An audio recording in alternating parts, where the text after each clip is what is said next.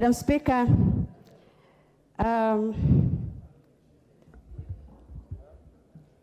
my name is Mudhoni Monica Marubu. I was born in the village of Kiongwe in Mpeketoni. I went to primary school in Ndeu Primary School, Hindi Ward. I went to Lamu Girls High School, and I pursued a degree in international relations, diplomacy, and foreign affairs in USIU. Madam Speaker, I have been on the list of shame of those members of parliament that have never spoken. And I take this opportunity to apologize to the people of Lamu for putting them on the papers for the wrong reasons. But Madam Speaker, I happen to be those students who are very average.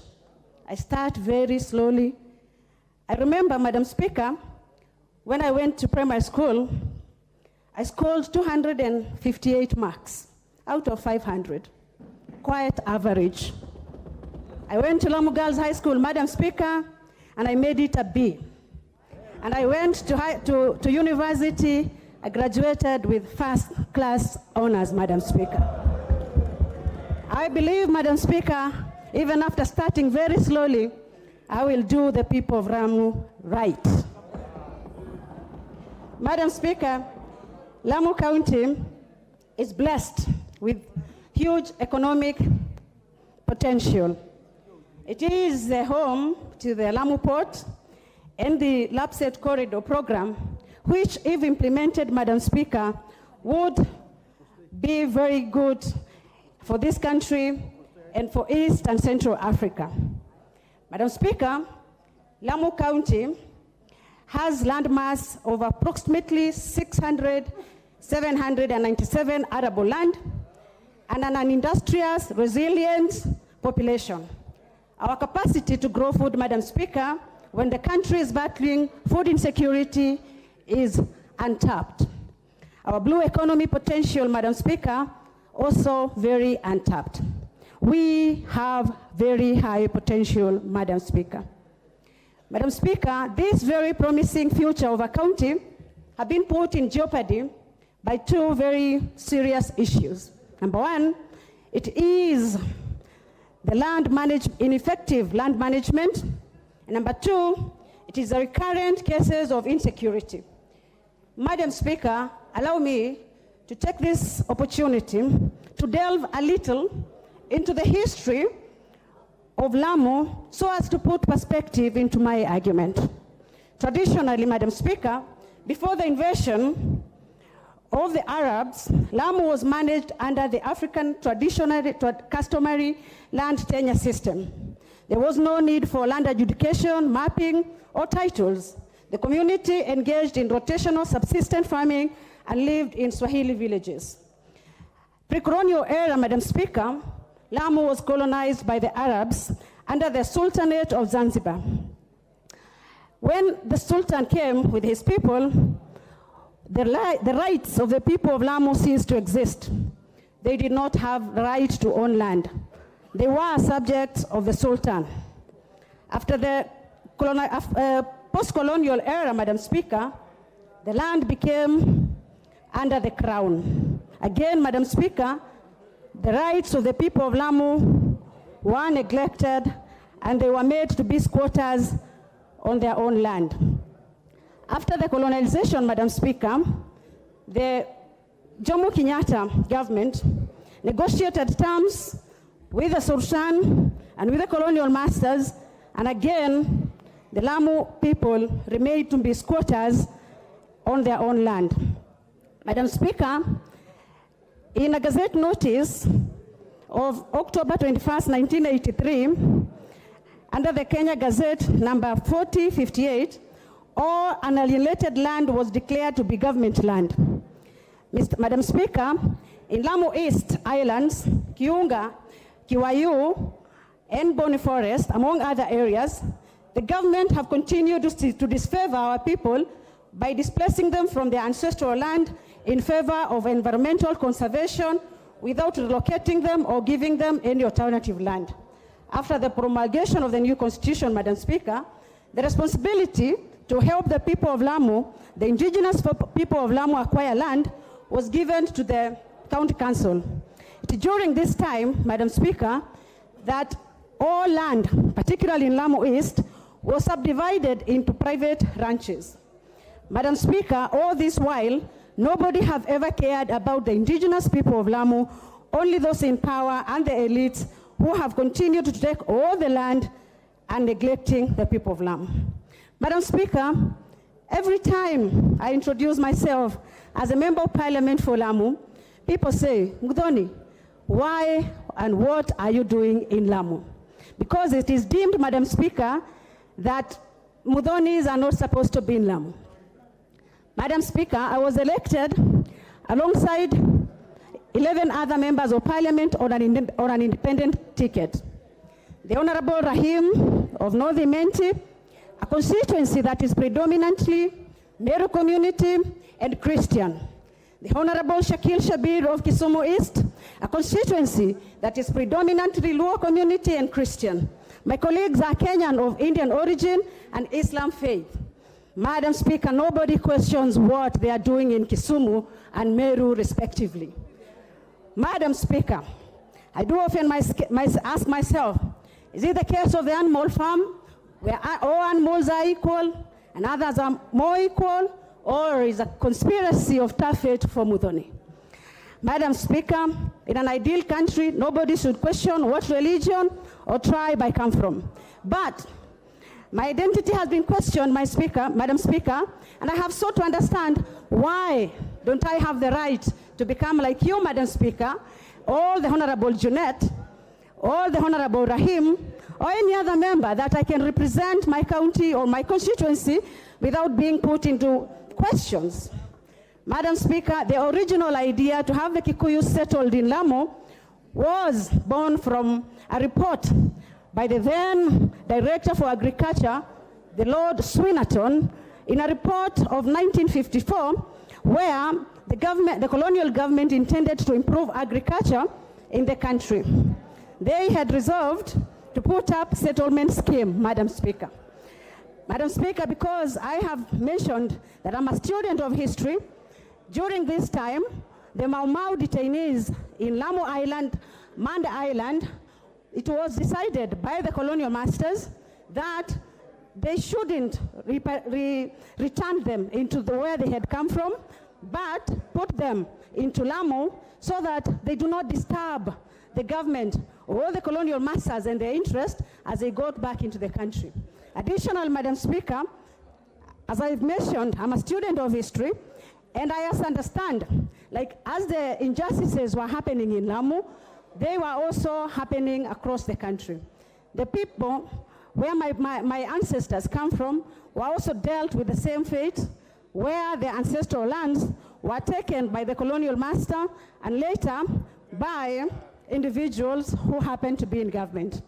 Madam Speaker, those people were landless, just like the same way my people of Lamu have continued to be landless. Madam Speaker, it is during this time that after the Kenyatta government came in place, that a settlement scheme called Lake Kenyatta, measuring 34,000 acres, 137, was set in place. Madam Speaker, naturally, you would expect that people from the area would also be incorporated into the land. But when the time we measure, Madam Speaker, I don't know, is my maiden speech, should I be worried about the bell? Honorable Muthoni, that is just a warning. When you see the amber, you have a minute, but I will give you a few more to finish. Thank you, Madam Speaker, because Madam Speaker, I needed to put a case so that it can be understood why do we have a Muthoni in Lamu. And also, I can speak into the killings that are happening in my county. Madam Speaker, it is understood, and when you talk to anybody, they will tell you the reason as to why we are being killed in Lamu, it is because we have taken all the land, it is because there is a Muthoni member of parliament in Lamu. Bordering the Lake Kenyatta settlement scheme, there is, Madam Speaker, a number of private ranches.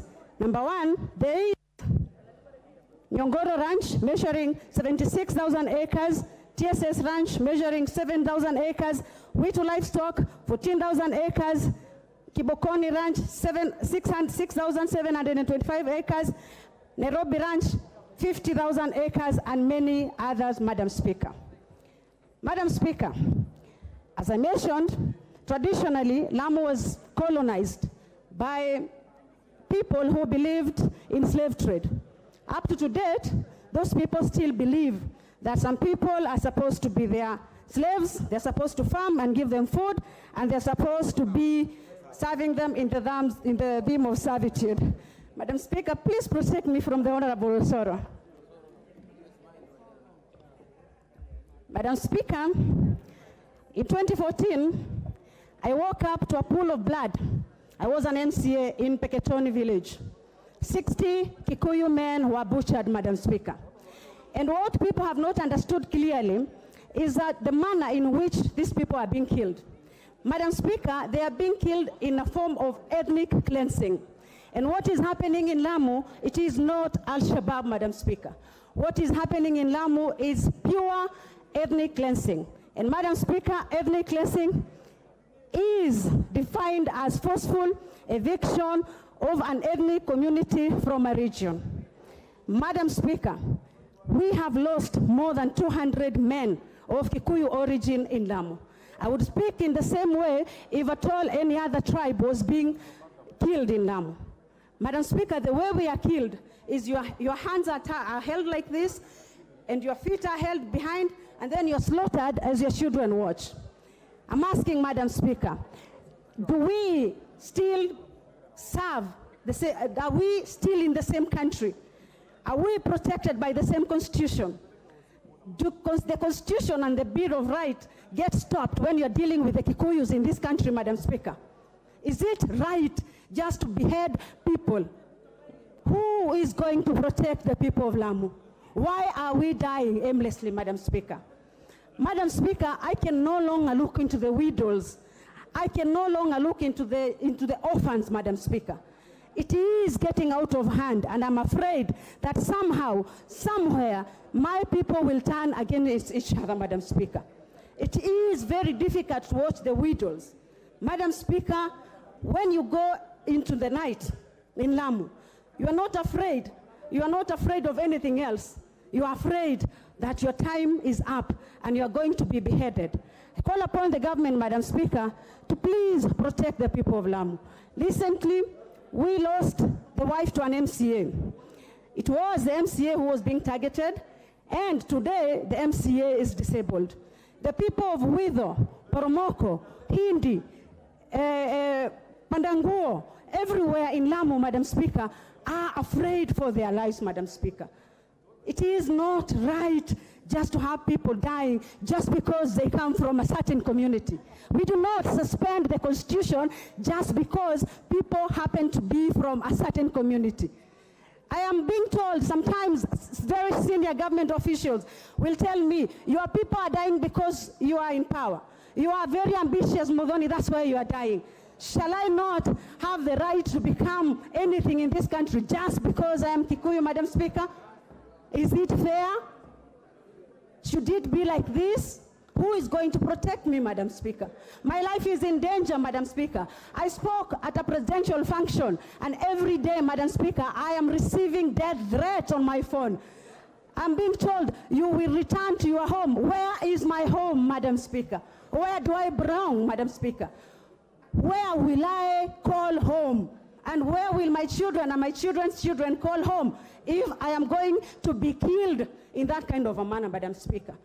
I call upon the government to seriously look into these issues. I know we elected a president under the hustler ticket.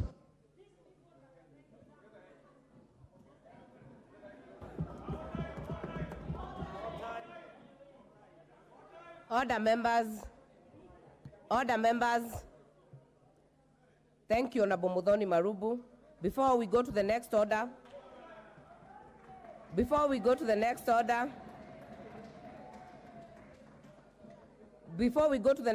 allow me to recognize guests in the speakers gallery. We have teachers from Kapranga Primary School, that is Keses constituency. Uasin Gishu County. We have Gashema High School from Lari, Kiambu County. And we have Sachangwan Secondary School from Molo constituency, Nakuru County. Next order. Order number 5, papers. Majority Leader. Thank you, Honorable Speaker.